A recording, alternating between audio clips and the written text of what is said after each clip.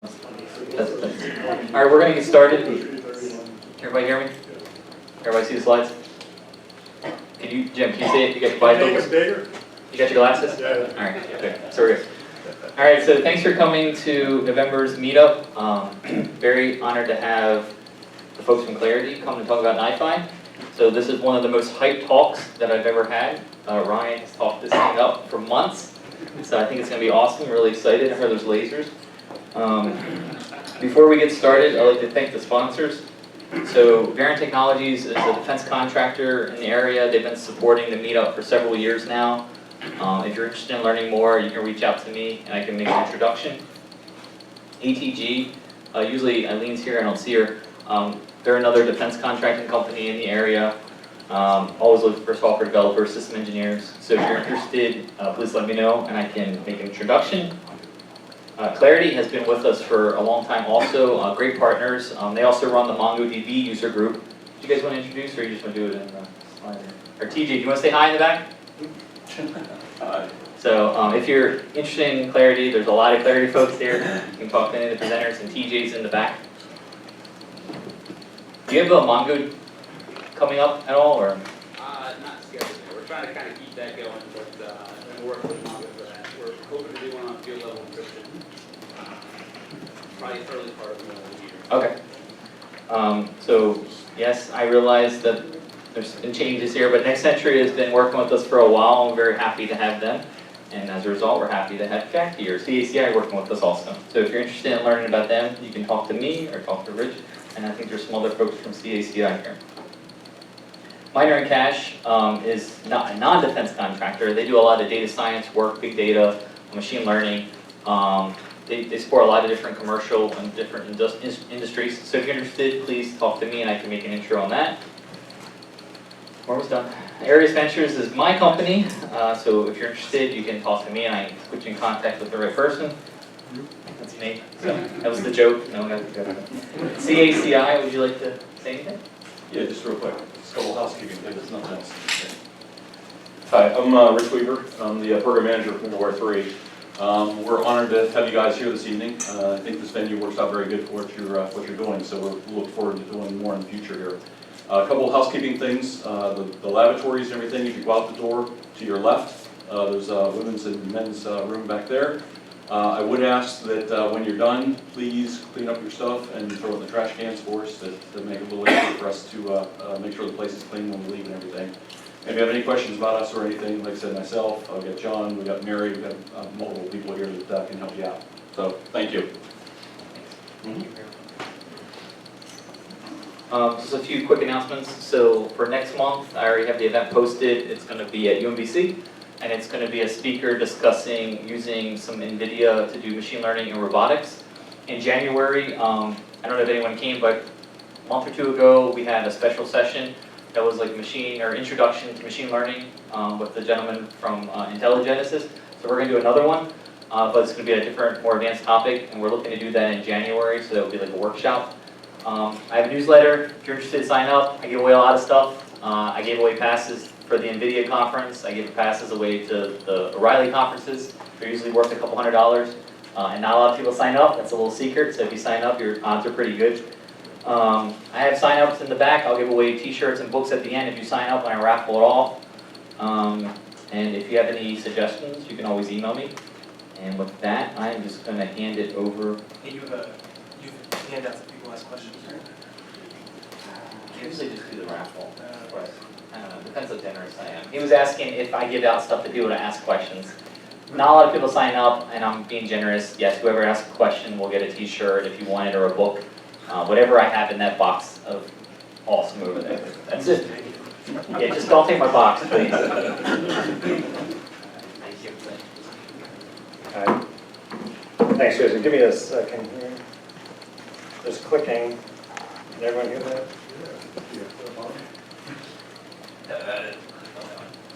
Where's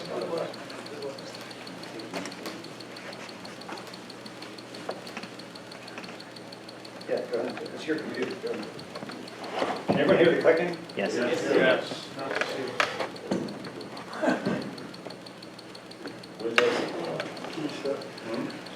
When does it blow up? Ryan,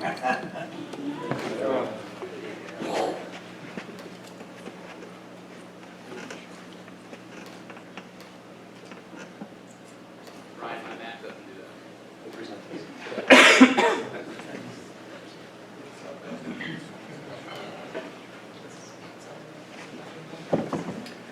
Okay, good evening. Thanks everyone for coming out. It's cold out, first really dark night, right? Fall starting, so I really appreciate everyone coming out. There's that clicking again. We'll just push through it. My name is Bill Farmer. I'm here with Ryan and Ellie to present using Apache NiFi. Okay, so introduction, we're going to hand some things off. I'll do some introductions here. Ryan's going to pick up, and then Ellie will go through a lot of the details. So Bill Farmer, Vice President of Engineering at Clarity Business Solutions. You can click the voice, cancel the voice. Then it might shut up. Which voice? You know, on the computer, just click no voice. Mute the sound. It was actually outputting before the, I think Yeah, that was this is- separate from the computer. How do you turn your... I use a Mac. This is Ryan's Windows box. I don't think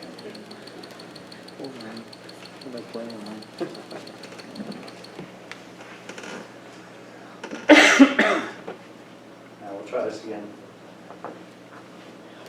Hi. Again, Bill Farmer, VP of Engineering at Clarity Business Solutions. TJ and I have worked together for quite some time, even before Clarity. We have some Pennsylvania roots. Does anyone know where that is? Old Town, San Diego. I always like taking pictures with other people in the picture in case someone's trying to do some facial recognition. They at least make it a little challenging. Right? Ryan Hendrickson, he's actually the new Director of Innovation at Clarity Business Solutions. He's worked, we've worked together for quite some time. He leads up many of our new innovative projects at Clarity, as well as on the project together. We've worked together for 6-7 years on the same project together. And then Ellie Schwartz, the lead technical contributor, senior engineer, and major contributor to all of our talks. And pretty much Ryan and I just spew out what the work that Ellie has done. So, all right. And I'd like to second thank you to all the sponsors, including Clarity for the time and resources, but also to Jason for allowing us to come here and present, CACI for the spaces. A little challenging on the Wi-Fi at the beginning, but we got it all solved. So, the objective of this demo, we're going to demonstrate using NiFi to get tweets as JSON, perform some JSON extraction and manipulation on it, integrate with some external services using NiFi to apply machine learning image classification libraries, identifying cat pictures from tweets, and then display those images in a web page that is served up by NiFi. So, and we're going to identify cats. We're going to show you cats at the end of this. There's a lot of images coming across Twitter, so we're going to hook into their feed, pull all these tweets in, do some manipulation on it, identify which ones are cats, and display those on a web page. However, and we have a Raspberry Pi set up. So once we identify that there's a cat picture, then we make a call out to the Raspberry Pi. You'll see the LEDs light up. One warning is that the machine learning libraries are 75% correct, and every once in a while, other pictures may show up, so we'll quickly scroll through those, but just a warning at the beginning. All right. So I'm going to turn it over to Ryan. Thanks, Bill. So I'm going to talk about data in industries, just as a start. I'd really like to plug Apache NiFi since we've been working with it for such a long time. In fact, what got me interested in doing a talk here on Apache NiFi is that someone had done a talk on, I think it was Spark or Heron here, and I'd asked, well, had you ever looked at streaming data to be used in NiFi compared to some of these other technologies that are out there. And the answer was, no, of course not. All NiFi does is just move data from one place to another from like a SFTP or a very like static perspective, and you don't really do anything with the data. So as an overview, in just 1 minute, there's $68,000 worth of Venmo transactions, there's 12 million text messages that go out, there's 18 million like Weather Channel events that happen that you're like looking up to see what it is, and that has to move somehow. It has to go from point A to point B, and how that data is delivered can be different, and there's a lot of different stages that happen in the middle of that to make that actually a reality. So we're going to take our 3-pound hammer and show you how we can do it with NiFi, but if you think about it, there's a lot of opportunities for you to use some of this data on your own and to use NiFi. So while we're talking about it, think about the different data that's available to you from an open source perspective and see how you might be able to play with it at home. So there's lots of IoT data, right? That's one thing we want to highlight that's coming out that people can interface with. There's smart homes, which is different than IoT data in a lot of instances. And the products are just increasing over the time period, so more data. There's Cambridge, which is a smart city in the UK, and it's not just a singular smart city that's providing all this sensory information out there, but there's smart cities, plural. So there's actually an ISO standard for a World Council on City Data that, depending upon how many sensors that you have positioned throughout the city, and the data has to be open, that provides, that qualifies you to have a different level of certification on those cities. So as an example, Portland is a smart city, and they have like open data for Portland, and you can gain access to it. But the way you gain access to it is by showing that you have some like nonprofit or that you're not capitalizing on the data, but you're actually helping people in the city by using the data. Our example today is going to be on Twitter. So our quick Twitter example. Twitter is, their goal is to give everyone the power to share ideas and information instantly, and that's how we're going to show you how we can get to Twitter data through NiFi. And of course, financial data. Financial data is all over the place.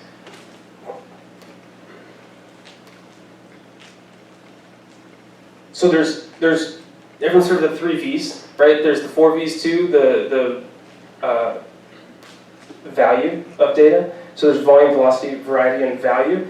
And we like to think you can't view all the data at the same time, so why don't you funnel it down to things you care about? So in our case, our care about is cats. So we're going to care about cats and put really a lot of value on cats tonight. So I think everyone's probably familiar with data in here, right? So we'll just slide through here. So we're going to focus on how we acquire data, how we process data, and how we egress data. And all 3 phases of this are covered in Apache NiFi. You can get data from this, you can get data from APIs, you can subscribe to data feeds, and you can do all that through Apache NiFi. You can also get it from HTTP ports. We're going to show you how we process data, how you transform, duplicate, reduce the data, and enrich it. And we're also going to egress the data. So store it, push it out to another, push it to the Raspberry Pi, and then how you can just straight up terminate the data if you're not interested in it. So this is our standard tech stack. And normally when people think about streaming data, they don't think about NiFi, but that's the technology that I'm gonna drill home tonight for you. So let's get into it. So NiFi is an intuitive, scalable, customizable data flow system. So that's a lot. That's a lot of like solved problems there that maybe you don't think is solved, but it is. This is a concept recap from Hortonworks when they were going around selling the product. So from a very high conceptual level, you want to be able to acquire data from a whole bunch of different sources. You want to have something that's like massaging the data across, and then you want to be able to store it and process and analyze that data. So that's a lot. So you basically need like this big data bus that's moving data from place to place and also doing it quickly so you can serve the needs of your clients and customers.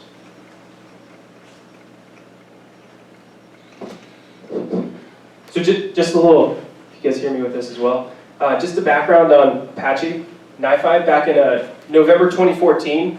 So before this, Bill and I and Ellie, we were all working on the projects, right? So it was open source and immediately pulled it out, started playing with it. In 2015, Joe Witt started a company on Yara and that got founded. In 2015, Apache itself, the software foundation, thought it was such a great project, they gave it a top level project status, which is not an easy thing to get. It took quite a bit of time for lots of other projects to show the value in the project to be able to get that status. So that was extraordinarily important just to see the momentum to go from like March to July, just in 6 months to become a top level project. So then Hortonworks bought the company, also seeing the value in it. Fast forward, they're working with like Morgan Stanley, Capital One, data's flying from one place to another place, and then Hortonworks and Cloudera merge. So that's where we've been in the past 5 years of Apache NiFi land. So to get into NiFi, flow files, some concepts here. Flow files are individual files or data records that you're going to see go through the system, visually through the system. Processors are specific components that are going to operate on those flow files. And a data flow is a grouping of processors put together. So this is the first screenshot of NiFi that we're looking at. Just as who has worked with NiFi? Like everyone? Okay, all right. A lot of people. So we have our get file, we have our in relationship, we have the process group for our code match demo. We demoed this last year too, to a group of people. So that's our basic data flow. So just to cover some key concepts and features that may or may not be known, right? It's guaranteed delivery of data. There's back pressure involved with it, so you can, if one processor backs up, it's not going to affect downstream processors from it. There's prioritized queuing. You can apply latency via quality of service, so throughput or loss tolerance. There's the ease of use through the complete visual command and control. There's extensible architectures for those building like custom processors. There's flexible scaling, and of course there's security inside it, like HTTPS SSL. Great stuff. And feel free to ask any questions. It's just like any other data science meetup. So some of the processors that we're going to cover today, well, some of the popular ones, we won't cover all of them, but for ingress, we're going to cover like a get file. We're going to talk about processing using the replace text processor and evaluate JsonPath. The social processor, get Twitter, we're going to cover. The database modules we're not going to get to today. And the egress processors, we're going to use post HTTP. So a lot of people have probably seen this picture previously. But NiFi, it runs inside a Java virtual machine. It has a web server, it has a flow controller, and then from a very technical perspective, there's three repositories, one to hold the identity that a flow file exists, another one to hold the content of it, and then a third one to hold the provenance or where that particular flow file has been. So this is our overall picture of what we're going to show you. We have everything hosted in AWS. There's a NiFi on EC2, in EC2 there. Right there. We have a machine learning library set up on another EC2 instance. We're going to call out to Twitter with our dev key. We reverse SSH tunneled over to that Raspberry Pi with Minify running on it, and that is hooked up off of a cell phone. And the rest of it's hooked up off Wi-Fi. All right, with that, I'll hand it over to Ellie. Hi, I'm Ellie Schwartz. We're going to give you a demonstration of how we actually use NiFi practically. There's going to be a few components to what we're going to demonstrate. The first one is where we're going to show you how you can capture tweets using NiFi. There's a built-in NiFi processor that comes out of the box that you just configure it with your credentials for Twitter, if you have an account, and then it's able to pull in tweets. The first thing we're going to demonstrate is using a command line tool called JQ, which does simple JSON manipulation. So that could be very useful if you want to be able to do a quick and dirty script, maybe a bash script or a Python script to extract information from JSON. We're going to show you how there's a property, a field in the JSON data that Twitter provides that tells you if the tweet is, if they believe the tweet is sensitive or inappropriate, and we're going to show you how we can route away those tweets. we're going to perform some ETL, extract, transform, and load on the JSON data that we receive from those tweets. And we're going to also demonstrate a Java library known as Jolt, which is also built into NiFi, which is going to show you how to convert JSON from one format to another. A frequent problem that you might encounter is that everyone has a different JSON schema out there. So Twitter has their own JSON schema.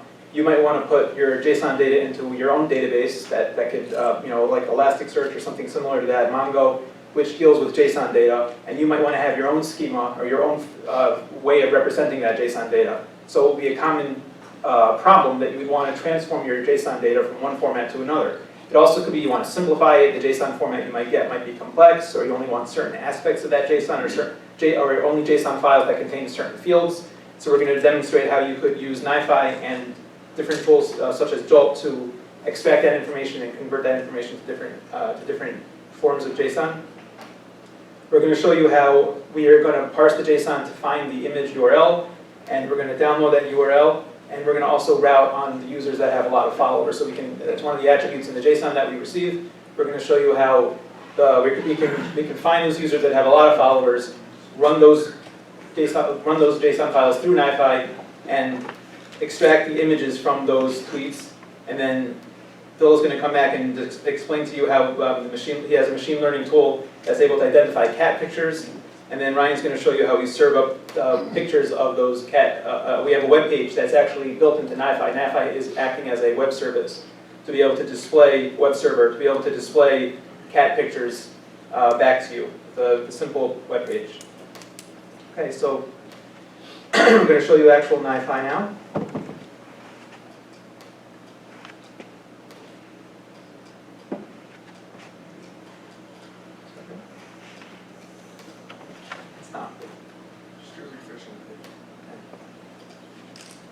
There we go. Sorry about that. Okay, here we go. Excuse me. Sorry. Okay. All right, so like I said in the introduction before, there are going to be a few components that we're going to discuss in NiFi, and we're going to show you how we're able to use NiFi to do those basic transformations and extractions of data from tweets. So the first processor that we're going to talk about is this get Twitter processor right here. Any chance you could zoom in a little bit better? Excuse me? It's too small. Too small? Yeah, 1 second. No, it's not too small. It's much worse than, What? Is that better? keep going. I'm not at the back of the room either. Is that good? It would help if the lights up front were down. Now you're getting somewhere. Contrast. Honestly. You want to know how to do that? Press some button. Yeah, let's press play.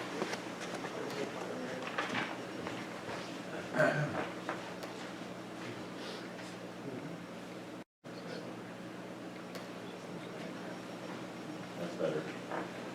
Is that better? Yep. Okay, to be clear, I clicked the all off button.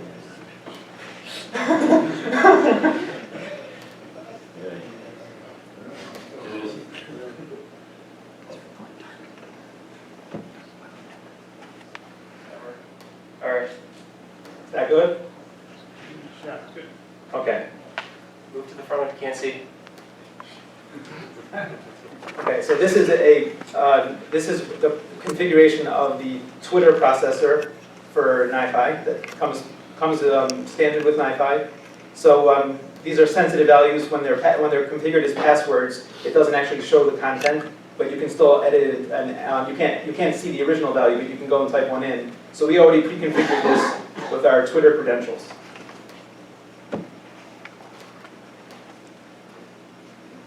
Okay.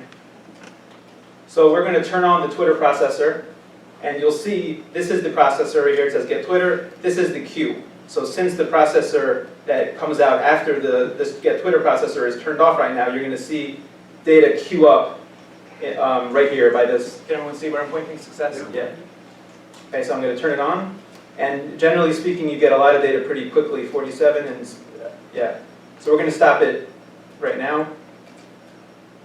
So you can see there's 230. We got 230 tweets coming in. And then this processor would store those JSON files on the disk. And then here we put the directory that we want to store the JSON files in.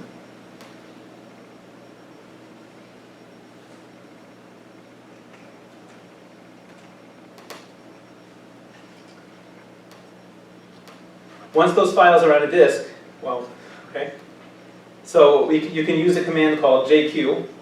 It's available if you're on let's say the CentOS. You can just download it, and it enables you to extract simple pieces of information from the JSON data that you have in your file system. The -C option in the beginning enables you to show it with color, so it color codes the curly braces. The keys have a different color, the values have a different color, and this part of the command, this JSON structure inside of here, enables you to take the output from take the contents of the JSON and display it in your own JSON format. So this key here, Twitter handle, is the key that we're going to call the data that we're going to extract from this path in the JSON. So here's an example file over here of what Twitter files look like in JSON.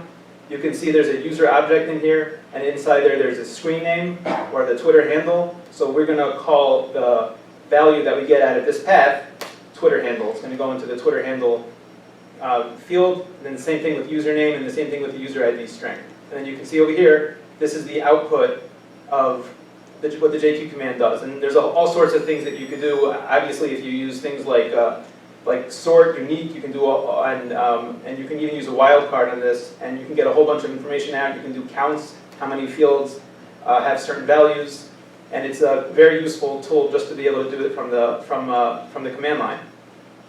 But we're going to show you what you can do in NiFi itself as well.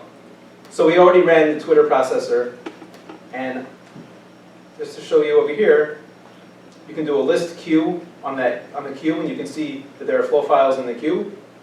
And you can open up, clicking on this, you can view the contents of that tweet in the JSON format in here.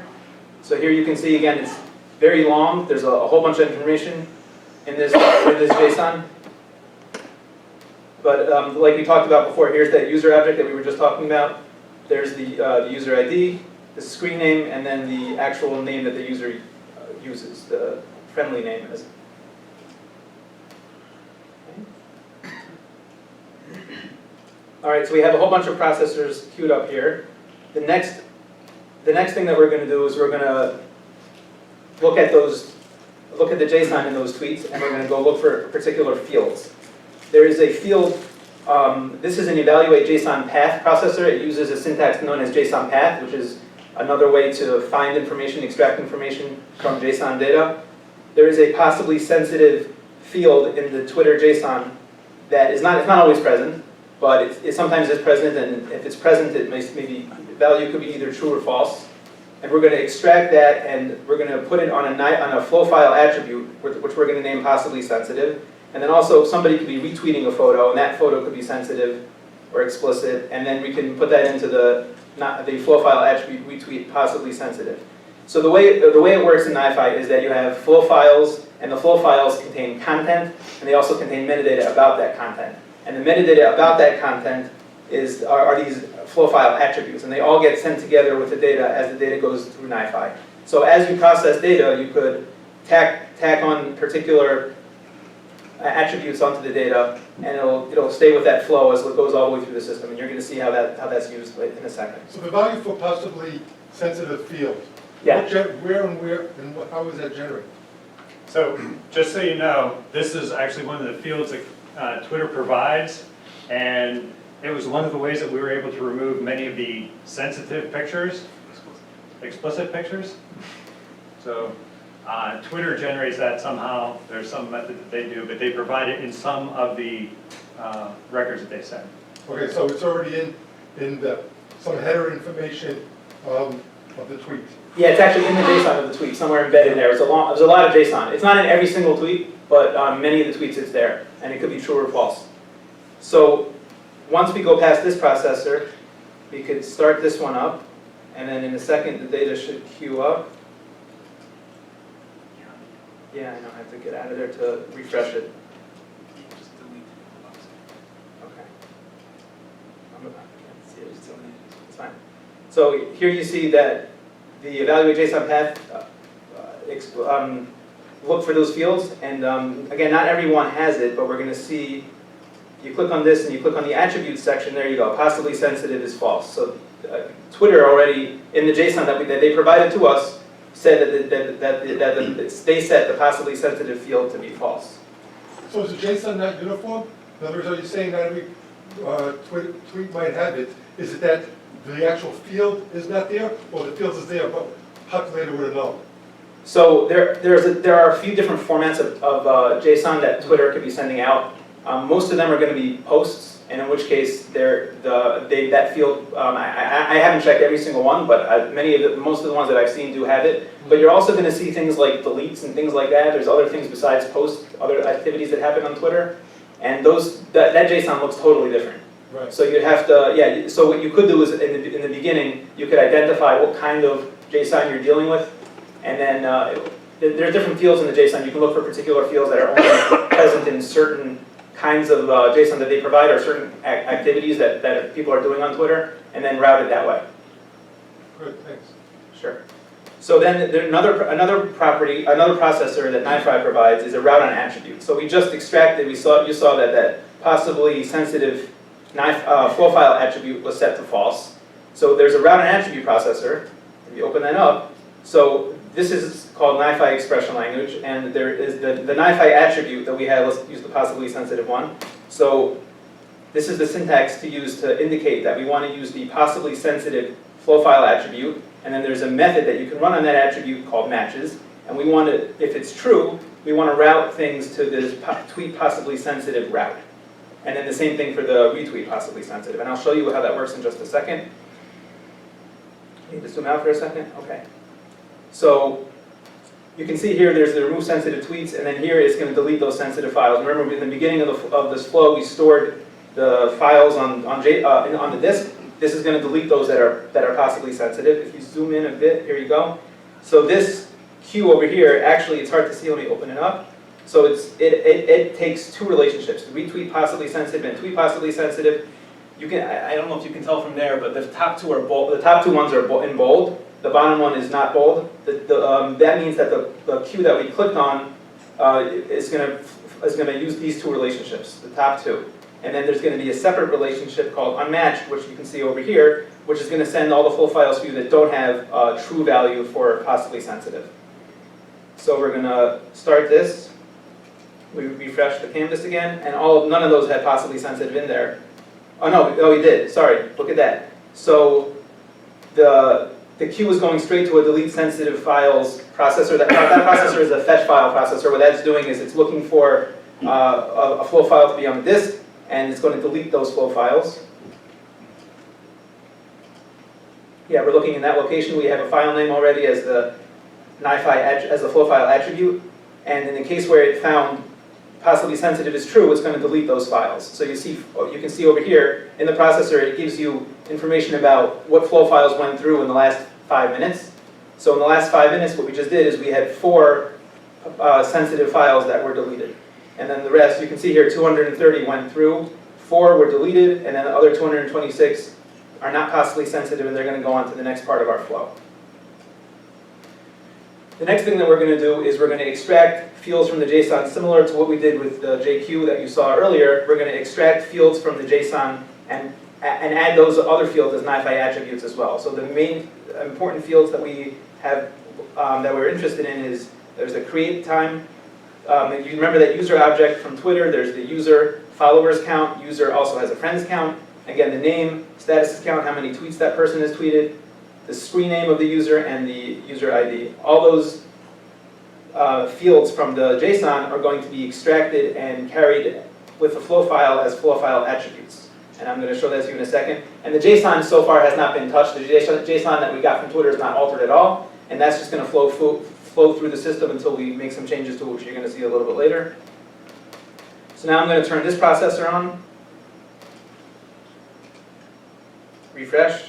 And you can see that it found a match on all those 226. It was able to find at least one of those fields. And if we click on here, we click on list Q, not all of those fields aren't necessarily present. This person doesn't have any friends or followers, but you can see, possibly sensitive, we already talked about, this person has 62 tweets that the person has tweeted, and then there's their handle, user ID, etc.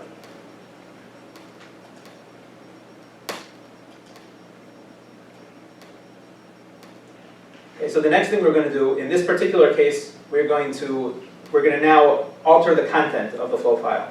So until now, the flow file has been the JSON that Twitter has provided to us. What this processor does is it takes the attributes that are listed here. Many of these are the ones that I showed you in the previous processor, and it's going to set them as the content of the flow file. So the flow file content currently is the JSON that comes from Twitter. We're going to modify that and replace it with a very simple, flat JSON structure with just the fields that we care about. So we're going to turn this processor on. And then all the flow files went through, and now if we look at the content, instead of seeing the full Twitter JSON that you saw before, click on details and you click on view, this one is actually a small one. You click on it and you can see these are the fields that we extracted and nothing else. You only see the basic information that we told it to process.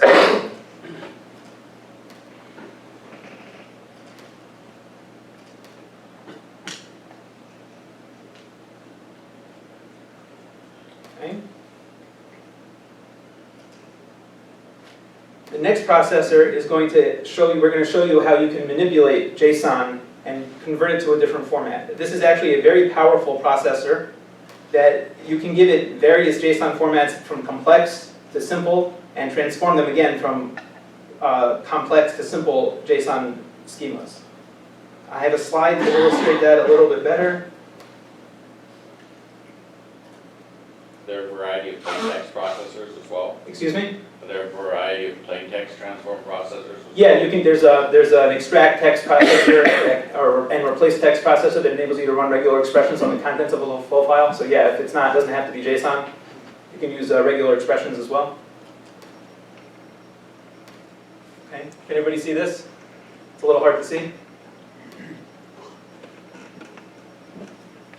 I'll explain it if you can't make out exactly what is showing on the screen. But if you remember from the previous slide, I showed you a very simple flat JSON hierarchy, flat JSON structure that just had the fields that we determined that we cared about. You know, the Twitter handle, the Twitter count, the tweet count, name, etc. The left-hand side of that processor, I'll show you the processor in a second. But on the bottom left, it enables you to test this, so you can cut and paste some sample JSON input. And then on the top, you write what the Jolt program. Again, Jolt is a Java library that enables you to convert JSON from one format to another, and it has its own DSL, domain-specific language, that enables you to, gives you like a little language within JSON to tell you where to put the JSON and how to extract it. So I'm not sure how easy it is to see, but the way there's a few kinds of specifications, as Jolt calls them, that it provides. One of them is a default one, which just enables you to add fields to JSON. The one that we're going to demonstrate here is a shift processor. And what that does is it enables you to take JSON from one format and convert it to another. So on the left-hand side of that, I'm not sure if I can make this bigger. Let me try. No, this doesn't go any bigger. But on the left-hand side, we have user ID, Twitter handle, and then we have an asterisk count. Because if you remember, we had tweet count, we had friends count, followers count. There was a few different kinds of counts that we had. What we want to do is we want to have in a separate object that contains all of the counts. So you can use a wildcard on the left-hand side as the field that you're looking for. Instead of saying tweet count or friends count, you can say star count, and it'll get all the counts. And then on the right-hand side, the value in the specification tells you where you want it to go in your new JSON structure. So we're going to say user.counts, in this case, ampersand. Ampersand just takes the value of the key where the data came from. So in this case, it could be tweet count, friends count, or followers count. So we're going to create a structure of the new JSON that's going to have a user object, and then inside that user object there's going to be a counts object, and the counts object is going to contain multiple counts. And then for user ID and Twitter handle, there's going to be a user object, and it's going to have a field ID and a field handle. And if you can see on the bottom here on the right side, this is the user field. Here's the ID, and then there's the handle, and this is the new JSON structure. So the NiFi processor itself actually gives you a way to test this. So what you really need for the processor to work is just the specification. But the specification doesn't do you very good if you can't test it. So what you can do is you can cut and paste JSON. So we cut and paste the original input here, and then you press this transform button over here, and it outputs what the result of that transformation is going to be on the right side on the bottom here. The only thing that's saved, again, is the specification. You would save it by clicking the Save button. And it gives you the ability to validate to make sure that your JSON syntax is structured correctly, and you can even pre-print it with these little icons here. So now we're going to go back to NiFi, and I'm going to show you that processor. So in this processor, you click on the Advanced button, and that gives you that view. It's hard to see with this level of zoom, but here, again, the important part is the specification here. It's actually easier to see just the specification here. I'll just go over that briefly, in case you missed it before. So you have a user ID, Twitter handle, and then multiple counts, and then this is the path in the new JSON where it's going to go. User, and then there's going to be an object called user, and then a field called ID, the same thing for handle, and then counts. And then again, the ampersand means whatever the actual value of that key is, it's going to put that same key in the new JSON. So to show you how that works live, we're going to turn on this processor, this JoltTransformData processor, refresh it. That was pretty quick. It transformed all those JSON files that quickly. We're going to do a list queue again. And I'll show you one of the flow files.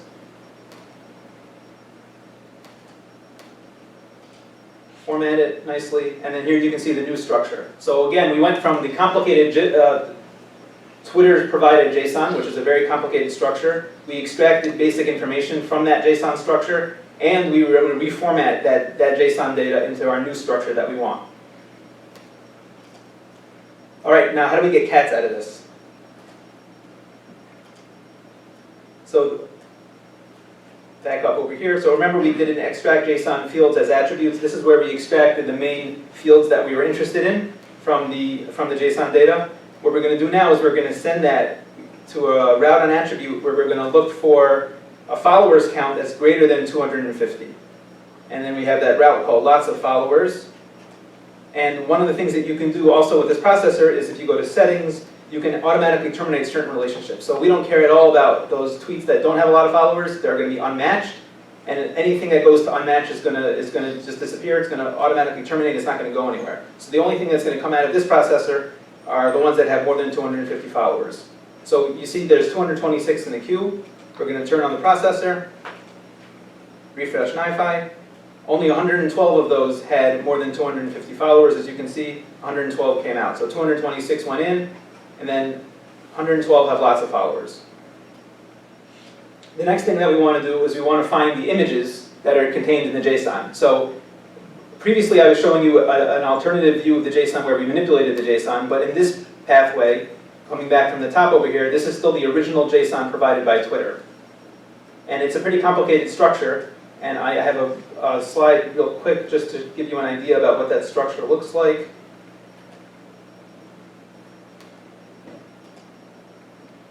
Okay, can everybody see that? A little hard to see. There's, in that JSON structure, there may or may not be an entities JSON object. There might not be because if somebody's just tweeting text, there's not going to be any entities, there's not going to be any media, there's not going to be any images to show. So in that case, there would not be any entities JSON object. But if there is any kind of media that is in the tweet, it's going to show up in this entities JSON object. And there's multiple kinds of media. So under entities, there's a media array, because a person can post multiple photos in one tweet.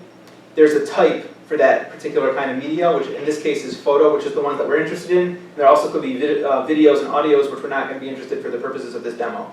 And then the URL of the image that's being posted is over here, the media URL link over here.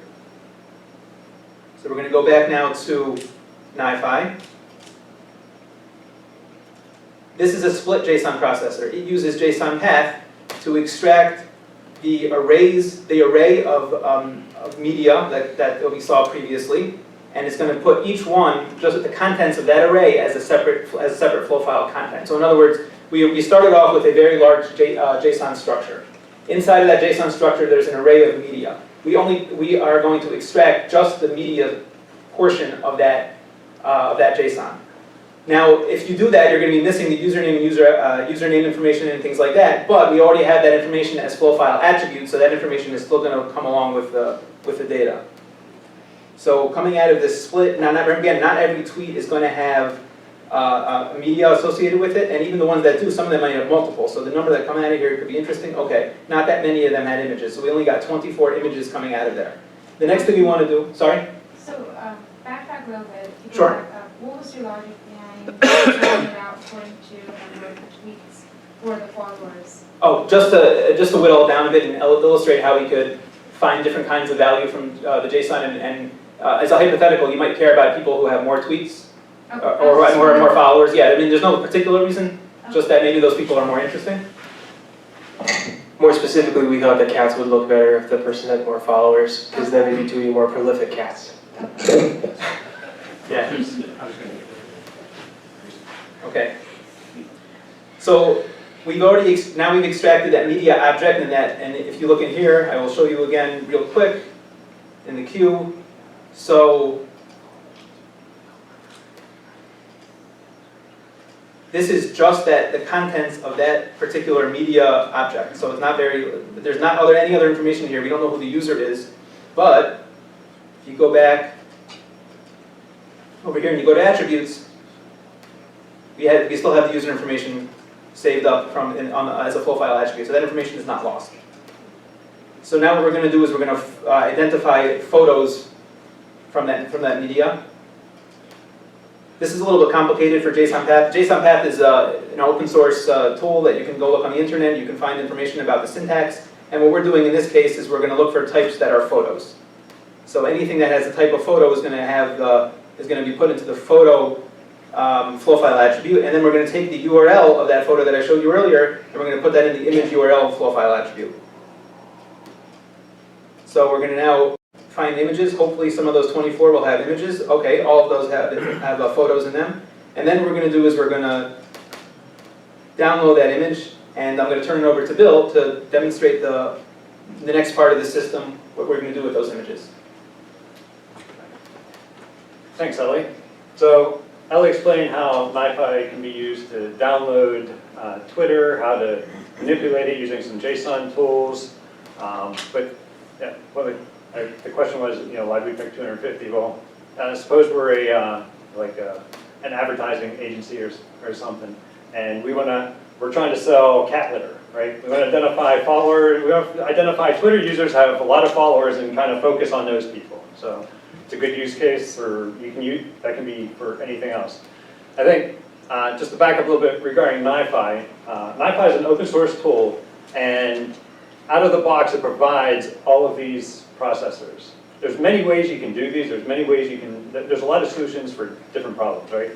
But we've used NiFi for quite some time, and it's just the ease of use of it and the graphical user interface that it provides. The ease of being able to view the data that's coming through, to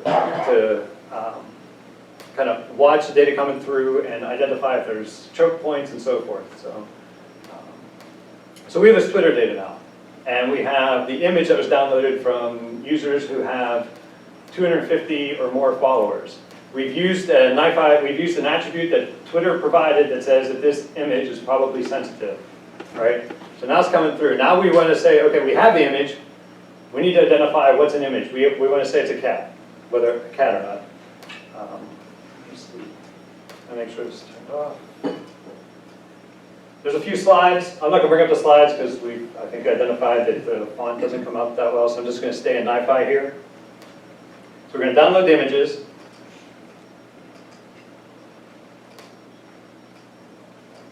We have this process group to go into where we have, okay, so this invoke HTTP is, we have a machine learning library stood up using, in a Docker container, Flask, Python Flask, using ResNet 50, the pre-trained neural network, on another AWS instance that we have. Okay? And so what this is going to do is send that image to that Flask instance, and then that Flask instance is going to return some JSON with a listing of the top 5 probabilities of what this image has in it. Make sure everything's stopped here.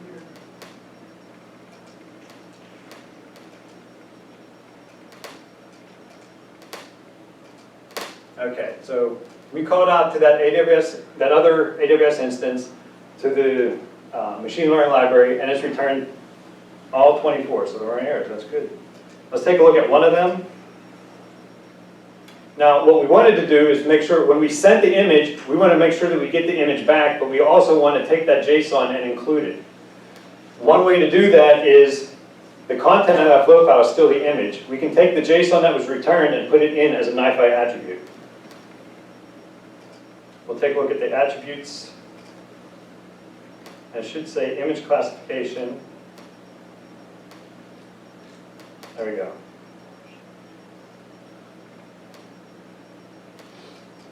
So potter's wheel, 11% likelihood, probability, a bucket, 7%, and so forth. So it comes back with the top 5. Now we can take a look at what that image is. I apologize ahead of time, so you might want to close your eyes. I'll let you know if it's good to look.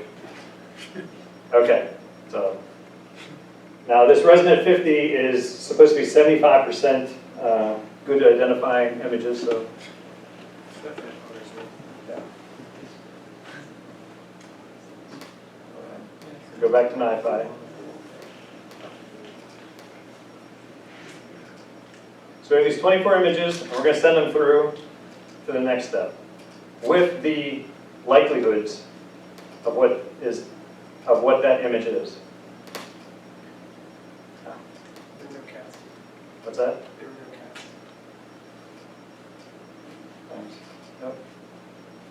So we have a route on attribute here, actually looking for if the image contains the word, if the JSON came back identifying cat. So what I'm going to do is, of those 24, none of them had cats.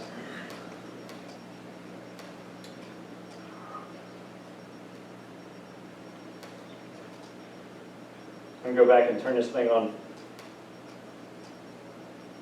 Get more data coming through.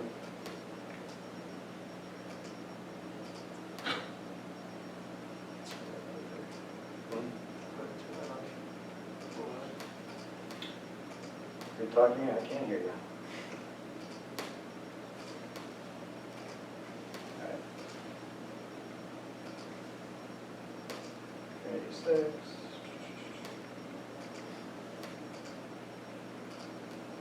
I think we'll need more than that. What will happen if you turn all of them on together? Excuse me? What's going to happen if you turn all of them together, turn them on at one point? Normally they are all on at one point. We just have them stopped here and there so that we can show you as the flow files go through the. What I mean to do is, if you do it right now, would that still work? With the get Twitter, we just turn it off so that we're not constantly getting tweets. So I think she'd like to see it like running from Stream. one to She the wants other. to see it stream. And we can also just wait for the non-zero. Yeah, and then see the. I was wondering if you could go processor by processor again, or if you could just turn all of them on and then all of them off. Is this going to? I can turn them all on. I want to explain in Raspberry Pi first, otherwise we're going to just start lighting wondering up. how it's Yeah, we'll turn them all on at the end here. Okay.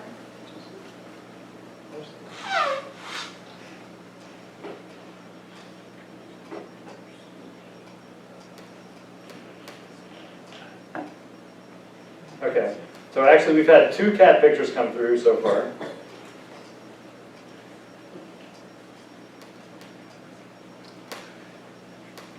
Attributes to JSON, Ellie already showed you that. Jolt transform. Where are we at, Ellie?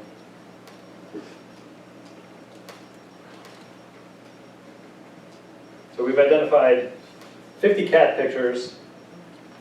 We had that route on attribute that said, route on content is, if the word cat is in the content that came back from the machine learning library, then pass it on. Some of the other things that we're doing, just going to go through real quick. Ellie already showed you some of the specifics of what is going on here. We have some update attributes that actually set the number of LEDs to light up on the Raspberry Pi. So the use case is, hey, we want to identify when these cat pictures are coming through. Now, a advertising agency probably doesn't need to have a Raspberry Pi lighting up when these things are happening, but suppose you're at home and you set this up to take pictures, you have Raspberry Pi taking pictures, the flow file, the images goes to NiFi, calls out to this machine learning library, and then you can turn on a light like if your cat's walking through, you know, the door or something else happens. So we wanted to show the use of the Raspberry Pi for kind of alerting issues. The Raspberry Pi is not connected through AWS. It's actually connected with a reverse SSH tunnel through my phone out to the AWS instance, and this NiFi is going to call out to it to light up when cat pictures come through. So we'll let these 50, actually, I'm kind of cheating right now. I will remove these 50.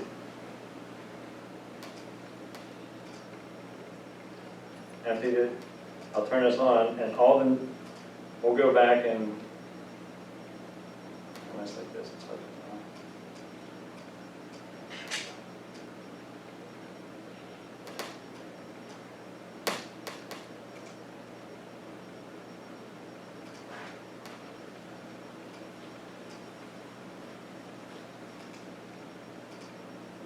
Now we just have to wait. You can start that with file processor. Which one? On the left. It's hard to tell. On the left. Left?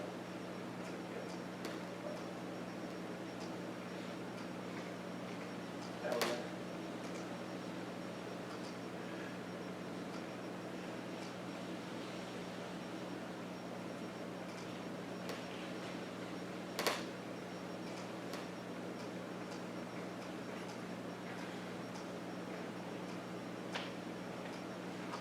If everything's shut down and you just want to, like, one said, turn it all on, would it turn it on from the back end to the front so that everything would be ready to process?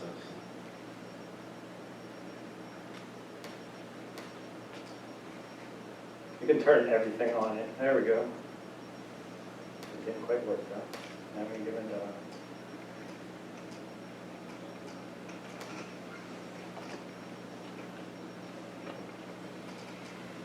There. Everything's turned on now. We do seem to have some issues when we send UTF-8 characters to the Raspberry Pi. But we'll leave it turned on, and then I'm going to hand it over to Ryan to finish up the last part. All right, well, the last part needs some cat pictures, so let's hope we get some.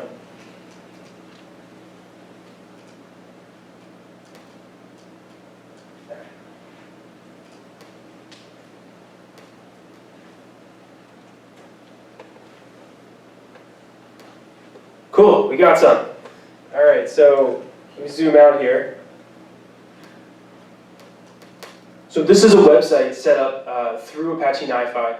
I didn't actually write any code for it. I just used I strung a bunch of processors together and was able to put this on here. So we're looking at a bunch of cats here. It looks like a pig, more cats, and specifically we did a couple interesting things to pull this data out. So if you remember when Ellie was talking about the different NiFi attributes that he found, so he found the image, the username, the retweet count, the name of the user. So he put those as NiFi attributes. And then he used a processor called attributes to JSON, which turned it into a JSON array of objects, which includes where this picture is at. So if I open this picture in a new tab here, hard to see, but, well, it's gone now actually, but this URL is the URL of the actual Apache NiFi, and I'll show you how that's working. One secret here is how we don't fill the disk, is that anytime that we refresh this page, it actually deletes the file off disk after it presents it. So this is one set, and then we get a different unique set this time, so it's different cats each time you look at it. So each time that the picture comes up, it resolves against a fetch file off the disk, and then you see both the JSON displayed in a tabular format for HTML, and you see the picture.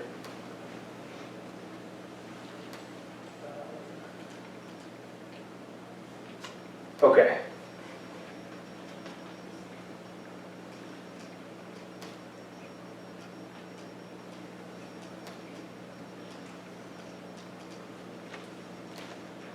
So one of the very cool and unique things about NiFi is that it lets you have these different ingress ports, one of which is this handle HTTP request.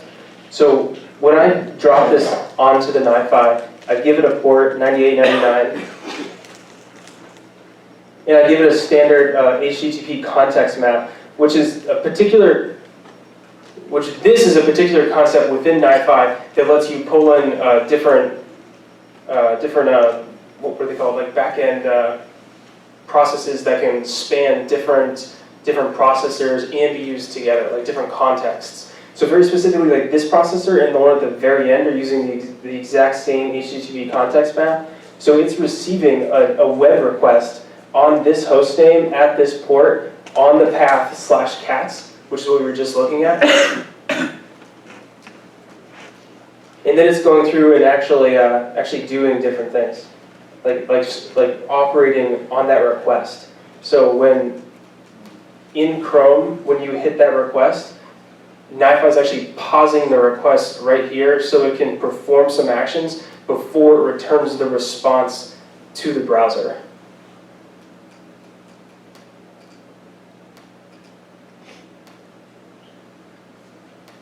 So you saw us before, we saved the pictures to disk. So one of the other powerful things about NiFi is that you can execute stream commands on the operating system itself. So I use this execute stream command to run an ls-t to get the pictures in the JSON off the disk.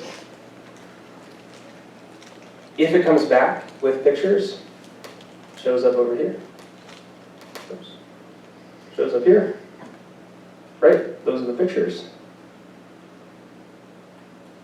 There we are. Cat, cat, zoomed in cat.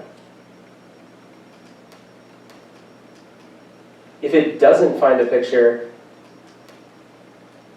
which is an important point, if it doesn't find a picture, it's going to return a non-zero status, which gives no flow file back, a 0-byte file. So you can't return a 0-byte file to the handle HTTP request. So I route it a different way and shoot it down to return back a non-zero status. So if I refresh this quickly, there we go. So nothing new as of this particular time. There we go, now we got a new one.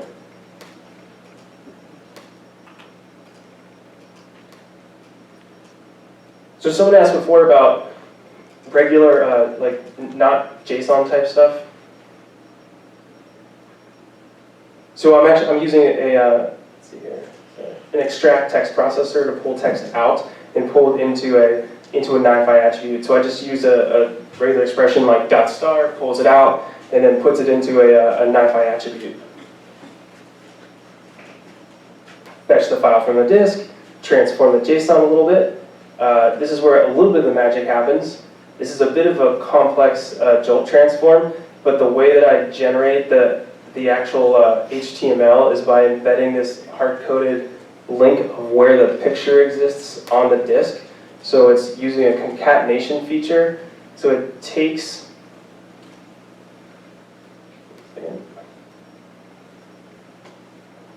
the JSON field, I guess value that's in the image of the incoming JSON and then wraps it around in this object. So when the HTML is served up to the web page, you're actually fetching it from another handle HTTP request that's on the NiFi.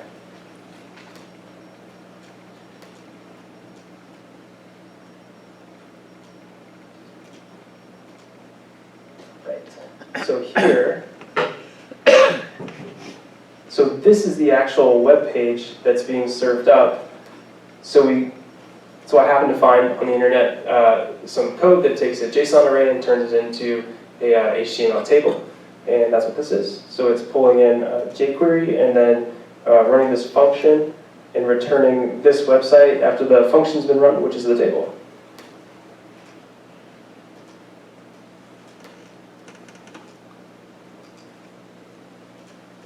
Right, and this is the end of the request here. So just to show, when I refresh this, the page is going to hang I'm gonna come over here. There's my page right here, right? So here's the HTML that we just generated, or the HTML that we're gonna render, and you can see the list of images in here, like this username. So hopefully if I'm quick enough, we'll be able to not time out. I'll hit the start button, and there's my cats. Now I can look for that. Oops. Okay, right, and there's the username we just saw. And that's a cat. All right, that's it. So that's how you can use NiFi to stream cats from Twitter. Anybody have any questions? No?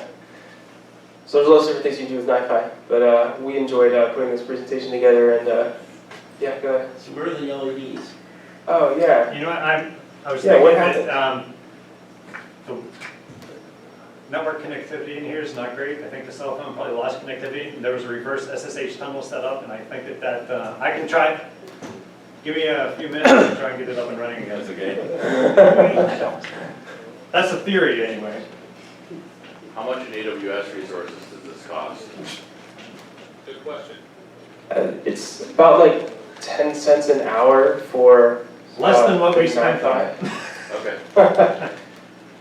We did for the NiFi it's about 10 cents an hour. For the machine learning one, it's a 4-core box, and I think it's about 15 cents an hour. So it's not expensive. The machine learning box is not GPU powered.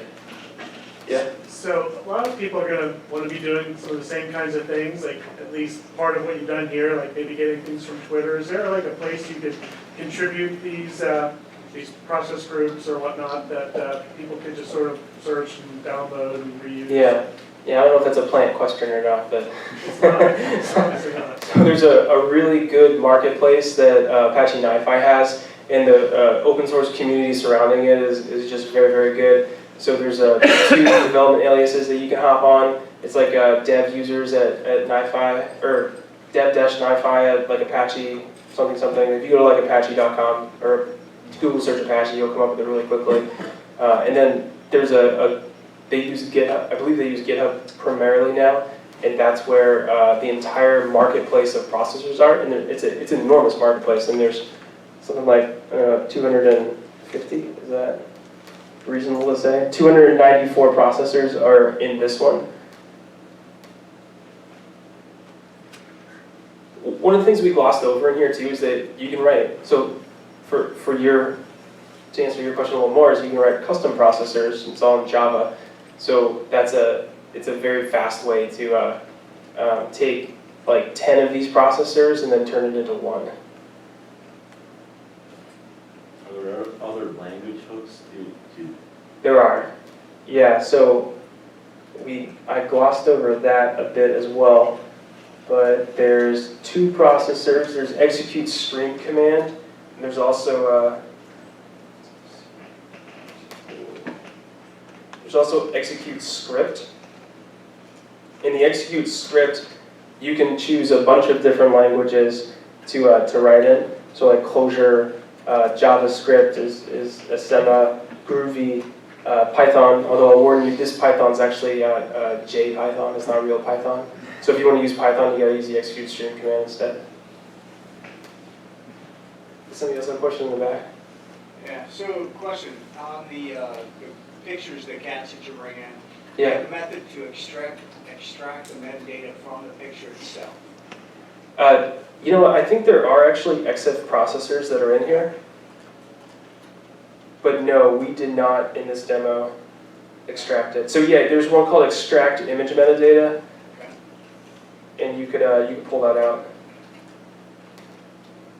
Yeah, so it extracts EXIF tags, file format, JPEG, BMP, and it probably, my guess is that it adds it as NiFi attributes, or you can put it on as you can like replace it and have a JSON document.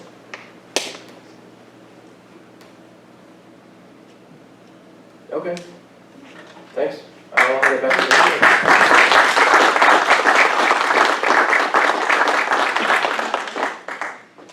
All right, well, thank you for coming. If you ask a question, come over and I will have something that you can have. So hope to come next month, hope you come next month, thanks, bye.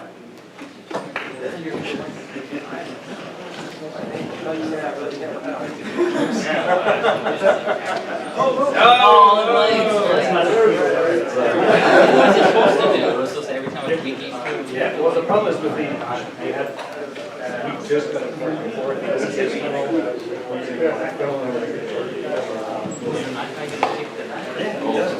and I couldn't see my notes. We actually, NiFi is installed. Yeah, so just real quick for those of you still here, one of the things, couldn't see the notes in the dark, but we actually have NiFi installed on the Raspberry Pi. So the NiFi is actually communicating through an invocation preprocessor on the NiFi that's installed on the Raspberry Pi. And then the Raspberry Pi actually calls a Python script, or NiFi actually calls a Python script that kicks off the links.